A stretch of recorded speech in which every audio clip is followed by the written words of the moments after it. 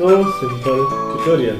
Good morning students, welcome to SST So Simple Tutorial. बच्चों, आज हम लोग एक बहुत इम्पॉर्टेंट चैप्टर शुरू करेंगे। इस चैप्टर को सिर्फ एग्ज़ाम के पर्सपेक्टिव से मैं इम्पॉर्टेंट नहीं कह रहा हूँ। कल आप कौन सा स्ट्रीम चुनेंगे और किस लाइन में जाएंगे ये तो मुझे पता नहीं, पर आप जब इस लेसन को पढ़ेंगे कि पॉलिटिकल डिसीजन कैसे लिए जाते हैं और कौन कौन से इंस्टीट्यूशंस इसमें इन्वॉल्व होते हैं, एक डेमोक्रेटिक नेशन के पॉलिटिकली अवेयर सिटीजन के रूप में आपको ये जरूर पता होना चाहिए। डेमोक्रेसी का मतलब बस लोगों द्वारा अपने रूलर्स को चुनना भर नहीं है। डेमोक्रेसी में रूलर्स को भी कुछ रूल्स फॉलो करने पड़ते हैं, कुछ प्रोसीजर्स फॉलो करने पड़ते हैं। उन्हें भी इंस्टीट्यूशंस के साथ और इंस्टीट्यूशंस के भीतर ही रहकर काम करना पड़ता है। आज जो लेसन हम लोग शुरू करने जा रहे हैं वह है वर्किंग ऑफ इंस्टीट्यूशंस। इसमें हम यह समझने की कोशिश करेंगे कि किस तरह से मेजर डिसीजंस लिए जाते हैं और इम्प्लीमेंट किए जाते हैं। इन डिसीजंस को लेने में यदि डिस्प्यूट्स पैदा हो जाए तो उसे किस तरह सुलझाया जाता है। इन डिसीजंस में जिन तीन इंस्टीट्यूशंस का इम्पोर्टेंट रोल होता है, लेजिस्लेचर, एग्जीक्यूटिव और जुडिशरी, हम उस पर फोकस करेंगे और आप यह समझ पाएंगे किस तरह यह इंस्टीट्यूशंस मिलकर काम करती हैं। तो शुरू करते हैं। देखो बच्चों, एवरी ऑफिस और organization uses different forms of communication for correspondence. जिस तरह से स्कूल के प्रिंसिपल को कुछ कम्युनिकेट करना हो तो वे कैसे करते हैं? वे नोटिस भेजते हैं। सीबीएसई हम लोगों से कैसे कम्युनिकेट करती है? सर्कुलर के थ्रू। उसी तरह ये ऑफिस मेमोरेंडम भी कम्युनिकेशन का एक माध्यम है। So what is office memorandum? It is a communication issued by an appropriate authority stating the policy or decision of the government। मतलब यह कि यह अप्रोप्रिएट अथॉरिटी यानी कि सक्षम अधिकारी द्वारा जारी एक पत्र है जिसमें सरकार के फैसले या नीति के बारे में बताया जाता है। ठीक है, स्लाइड में आप एक ऑफिस मेमोरेंडम को देख सकते हैं। इसे गवर्नमेंट ऑफ इंडिया ने 13 अगस्त 1990 को इशू किया था।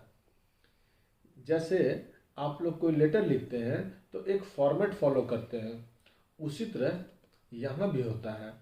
इसमें सबसे ऊपर आप देखेंगे कि GI लिखा हुआ है जिसका मतलब गवर्नमेंट ऑफ इंडिया है। उसके बाद उस डिपार्टमेंट का नाम लिखा हुआ है जिसने ये मेमोरेंडम इशू किया है। तो इसे किसने इशू किया है?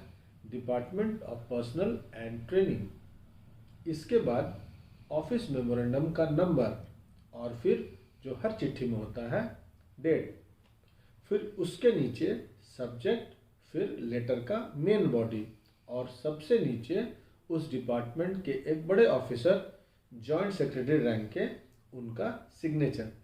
हालांकि स्लाइड में सिग्नेचर नीचे कट गया है।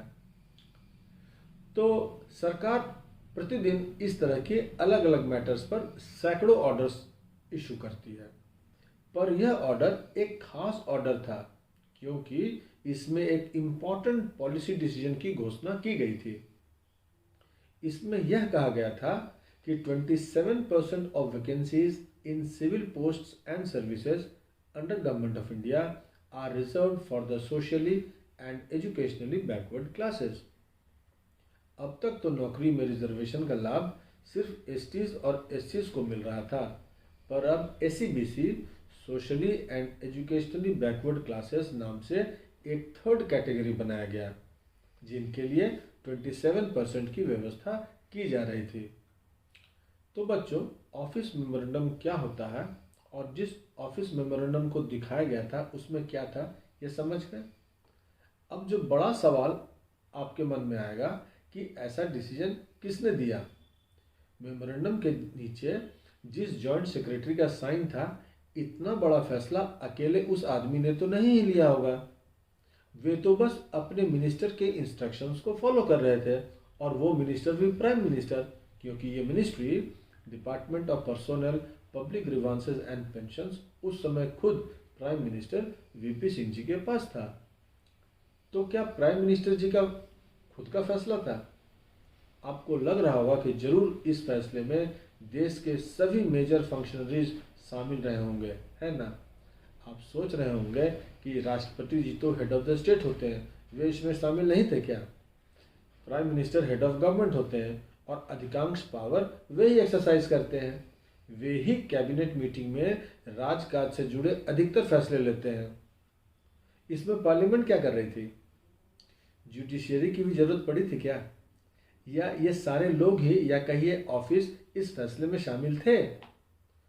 तो बच्चों, ये जो फैसला लिया गया ना, जो हमने ऑफिस मेमोरेंडम में पढ़ा, यह आया कैसे?